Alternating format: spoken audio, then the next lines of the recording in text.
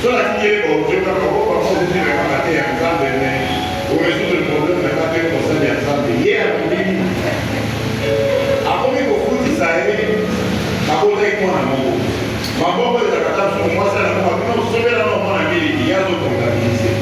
À calculer, c'est parce que 2 millions et quelques de fois, il faut nous aller à son ici.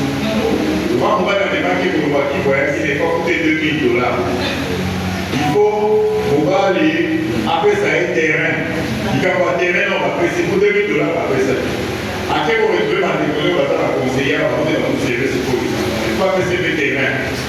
Avec terrain, à Cameroun, il y a $10 000, il va pour quand ce terrain, on va le calculer, il faut le avec petit Kalemi, pour ma masso, après ça ouvrir, après ouvrir la gare qui est dans la Cameroun. Il faut des problèmes.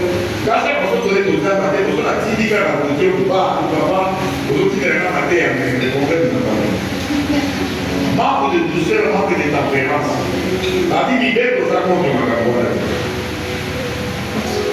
Ceux qui sont en Jésus-Christ ont crucifié la chair avec ses passions et ses désirs. On va aller sur Christ. Car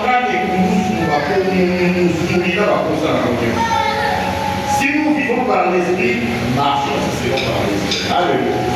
Ah, on va parler en langue, oh, il va prophétie, mais nous n'avons pas dit.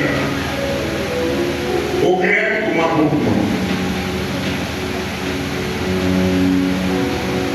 Dès que la pasteur dit, les autres, ça dit attention, que moi, un groupe de la pasteur qui nous son pasteur qui a levé au tout ça, vous avez la volonté. Apôtre Paul Alonaki, Apollos Alonaki, Ghana, on sait que c'est ce que nous faisons ici. Vous mettez jamais ma boue.